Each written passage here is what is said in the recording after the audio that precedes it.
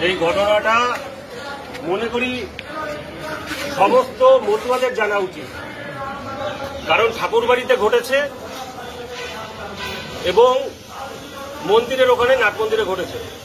তো মতুয়াদের জানা উচিত এই কারণে, রাজনৈতিক কে কোন জায়গার দলের আছে সেটা রাজনৈতিক ব্যাপার হতে পারে, কিন্তু যে ব্যাপারটা হয়েছে সেটা মতুয়াদের ব্যাপার। কারণ এই ঠাকুরবাড়িটা সমগ্র মতুয়া সমাজের সমস্ত যারা মানুষ যারা মতুয়া আছে তাদের সবার আগে তাদের আগে জানার দরকার। আমার মুখ দিয়ে শুনলে পরে হয়তো বা অনেকে অনেক কিছু বলতে পারে, আমি পরে এক্সপ্লেন করব, পরে বলবো, কিন্তু মার মুখ দিয়ে আপনারা একটু শুনুন গতকালকে কি ঘটনা ঘটেছে, একটু শুনুন। বলো।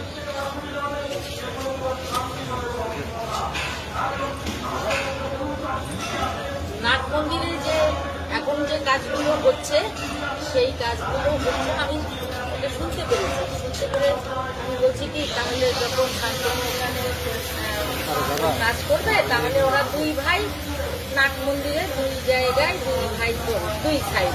আমার এটা সিদ্ধান্ত, দুই ভাই সমানভাবে করবে। আমি দেখি শান্তনু যাচ্ছে দলবল নিয়ে, তার পিছনে যাচ্ছে ওর ওয়াইফ।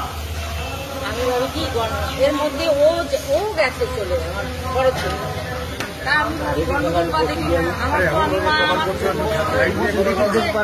আমি গেছি তাড়াতাড়ি গিয়ে আমি বলছি শান্তনুকে একদম বসা, আমি ওর সামনে গিয়ে বলছি, দেখ তোরা গন্ডগোল করিস না, আর যা করিস দুই ভাই তো সমান করে নেই, দুইজনে দুই সাইডে। সঙ্গে সঙ্গে আমাকে বলে, তুমি আসছো কেন এখানে, তোমার এখানে কি দরকার,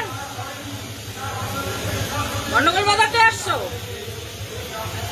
আমি বলি, মা আমি গন্ডগোল বাঁধাতে আসবো কেন, আমি তো তোদের দুই ভাইয়ের সমান অধিকার দিতে আসছি, যাতে গন্ডগোল না বাঁধে। তুই আমাকে এই কথা বলছিস কেন? তুমি চলে যাও, তুমি চলে যাও। আমি বলছি, তোর মিসেস আসছে কেন, সে যদি আসতে পারে তা আমি তো তোদের মামি তো আসতে পারি, আমি আসতে পারি না, সে কথা আমি বলেছি। তারপরে এক কথায় দুই কথায় কথা বাড়ে, চপ করে আমাকে বলে, তুমি বাবাকে এখান থেকে তাড়িয়ে দিয়েছো। আমি ওর বাবাকে তাড়িয়ে দেবো কেন? সে নাতিপুতির জন্য অজ্ঞান, নাতিপুতি তাকে জড়িয়ে ধরে বলে, দাদু তুমি যেও না দিল্লির থেকে, তুমি থাকো। তারপরে 1.5 মাস থেকে সে আসছে, আবারও ফোন করে বলে, দাদু তুমি আসো, দাদু তুমি আসো। আমি বলছি কি, যে তুমি তাহলে আমি এখানে অসুস্থ হইলে আমার কে দেখবে? ও চলে যায় কলকাতা, তাহলে আমাকে কে দেখবে? তুমি থাকো 1.5 মাস, তারপরে তুমি যাবা। তা ওর দাদু আবার চলে গেছে, এমতো অবস্থায় চলে গেছে। শান্তনু বলে, আমি কালকে আমাকে বলছে তুমি বাবাকে তাড়িয়ে দিই। জানি না, আমার কোনো এই জানার ইচ্ছাও নেই যে এই ধরনের কথা বলেছে। তারপরে অনেক এ কথা সে কথা ধস্তাধস্তি, মানে আমাকে অনেক কিছু বলেছে। আমি বলি, মারবি মার, এই যে আমি দিছি পিঠ পেতে, মার আমাকে। বলে পাগল হয়ে গেছে, মাথা একদম গেছে, পাগল হয়ে গেছে। আমি অনেক এরকম তর্ক বিতর্ক হচ্ছে।